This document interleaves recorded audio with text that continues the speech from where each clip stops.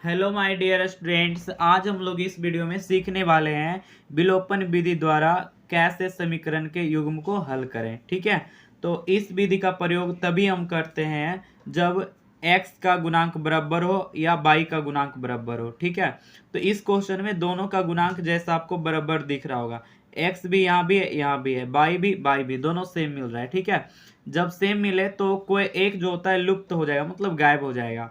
तो जैसे by plus है और बाई आपका माइनस में है, अगर इसको गायब करना है, अलग अलग चिन्ह है, तो समीकरण 1+2 केवल करेंगे। क्या करेंगे? समीकरण 1+2, तो बाई बाई हमारा गायब हो जाएगा। ठीक है, तो लिखेंगे समीकरण 1+2 करने पर, 1+2 करने पर।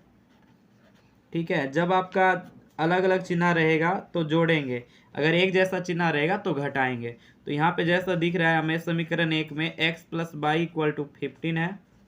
ठीक है, फिर और आगे देखिएगा तो x minus y equal to 7 है। ठीक है, अब इसको विलुप्तीकरण मतलब जोड़ना है तो ये प्लस ही रहेगा। ठीक है, आपका ये माइनस है तो आपका माइनस ही रहेगा। प्लस में हम लोग जोड़ने पे कोई चिन्ह चेंज नहीं करते हैं, तो आपको दिख रहा होगा ये प्लस है ये माइनस है, तो दोनों क्या हो जाएंगे? कैंसिल हो जाएंगे। इसे जोड़ना है तो एक्स एक्स कितने एक्स हो जाएंगे? 2x इक्वल टू इधर वाले को भी जोड़ना है, जोड़ रहे हैं तो 15 और 7 22 हो जाएगा। तो x का मान कितना आ गया? 22 आ गया है। ठीक है, इसलिए x इक्वल टू क्या होगा? 22 और 2 गुना में है तो 2 भागा में आ जाएंगे, तो x का वैल्यू कितने आ जाएंगे? 11। जब x का वैल्यू आ जाएंगे तो इसका मान समीकरण 1 या 2 में रख सकते हैं। ठीक है, तो लिखेंगे x का मान समीकरण 1 में देने पर, x का मान समीकरण 1 में देने पर, समीकरण 1 में देने पर। तो देखिएगा एक समीकरण क्या कहता है आपसे? x plus y equal to 15। ठीक है, तो x का वैल्यू 11 आ गया है, तो 11 प्लस बाई इक्वल टू 15, तो बाई इक्वल टू क्या होगा? 15, और प्लस 11 का क्या हो जाएगा? -11, तो कितना आ जाएंगे? 4। अतः इस तरह से हम बोल सकते हैं इसीलिए कि इस समीकरण का हल जो होगा x इक्वल टू 11 होगा और बाई इक्वल टू क्या हो जाएंगे? 4। इसी को बोलते हैं हम लोग लुप्तीकरण विधि द्वारा या विलोपन विधि द्वारा हल करना, जिसमें x या y के गुणांक को सेम कर लिया जाता है। एक बार फिर से देख लीजिएगा, हमें समीकरण में दिया हुआ था x plus y equal to 15, x minus y equal to 7। तो देख पा रहे हैं जैसा कि आपका दोनों सेम है, केवल माइनस का प्लस एक माइनस है। अगर अलग अलग चिन्ह रहा, दोनों सेम रहा तो जोड़ते हैं, तो बस x plus y equal to 15 और x minus y equal to 7, तो जोड़ेंगे तो जोड़ने से कोई चिन्ह चेंज नहीं होता है। तो x कितना x हो गया? 2x, और ये दोनों सेम है, खत्म हो गया। 15 और 7 22 हो गया, तो x बराबर क्या हो गया? 22/2 यानी 11 हो गए। ठीक है, तो x का मान आ गया। अब x का मान समीकरण 2 में रख दीजिए या 1 में, तो 1 में देने पे तो x plus y equal to 15, तो x plus y equal to कितने हो जाएंगे? 15, और x हटाए थे 11 आया था, तो बाई इक्वल टू क्या होगा? 15 माइनस 11 इक्वल टू 4, तो x इक्वल टू 11 हो जाएंगे और बाई इक्वल टू 4 हो जाएंगे। ठीक है, तो ये था आपका पहला क्वेश्चन। नेक्स्ट क्वेश्चन करते हैं जल्दी। तो माय डियर स्टूडेंट, ये दूसरे क्वेश्चन में आते हैं। ये टाइप 2 है। देखिएगा इसमें क्या हो रहा है, इसमें कोई भी आपका सेम नहीं है। यहाँ 2x है तो यहाँ 3x है, यहाँ 3y है तो यहाँ पे 2y है। ठीक है, तो पहले बराबर करेंगे।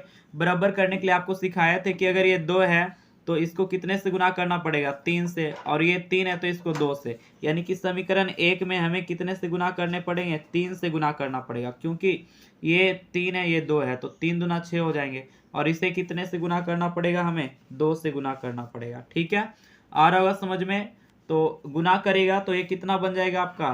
3 दूना 6x, ये गुना करिए 3 से 2 में तो कितना बन जाएंगे? 6x, प्लस 3 को 3 बार पढ़ेंगे, कितना आ जाएगा? ये 9y इक्वल टू, ये 14 को भी 3 टाइम्स पढ़ना पड़ेगा 3 बार, तो 42 हो जाएंगे। ठीक है, अब उसी तरह से 3x को 2 बार पढ़िए समीकरण दूसरे वाले को, तो 3 दूना 6x, फिर माइनस कितने हो जाएंगे? ये 4y, 2 दूना 4y इक्वल टू 8 को 2 बार पढ़ेंगे, 8 दूना 16। आ गया होगा समझ में? क्या किए पहले स्टेप में? हम 3 से तीनों को गुना किए, 3 दूना 6x, 3 तिया 9y और 14 तिया 42, फिर 2 से किए तो 3 दूना 6x, फिर 2 दूना 4y बराबर 8 दूना 16। ठीक है, अब देखिए सेम आ गया 6x। ठीक है, जो सेम आएगा उसी को क्या करेंगे? उसी के अनुसार समीकरण को जोड़ेंगे या घटाएंगे। तो सेम आ गया, दोनों के पास चिन्ह एक जैसा है, तो समीकरण को क्या करना पड़ेगा? घटाएंगे। एक जैसा प्लस का माइनस, घटाने पे चिन्ह चेंज होता है। यहाँ पे माइनस लिखेंगे, ये माइनस है तो ये प्लस, ये प्लस है तो ये माइनस, और बीच में लिख देंगे क्या किए थे हम लोग, क्या किए हैं माय डियर स्टूडेंट, समीकरण 1 को 3 से गुना किए हैं, फिर घटाए हैं दूसरा को 2 से गुना करके, ठीक है ना। समीकरण 1 गुना 2 3 माइनस 2 गुना 2 करने पर, तो अब बोलेगा 6x में से 6x ये घट गया तो ये खत्म हो जाएगा। अब ये 9y और ये ऊपर वाला नहीं नीचे वाला चिन्ह काम करेगा, तो 4y, तो 9y और 4y कितने y होंगे, 13y इक्वल टू, ये घटाइए 12 में से 6 गया 6 और आपका 3 में से 1 गया 2, तो 13y इक्वल टू कितने हो गए 26, ठीक है। 13y इक्वल टू 26, तो y इक्वल टू क्या हो जाएंगे 26 और गुना में 13 तो 13 ये भागा में आ जाएंगे तो 2, तो y का मान कितना आ गया माय डियर स्टूडेंट 2 आ गया। तो y का मान किसी में भी डाल दीजिए समीकरण 1 या 2 में, ठीक है। तो लिखेंगे y का मान समीकरण 1 में देने पर,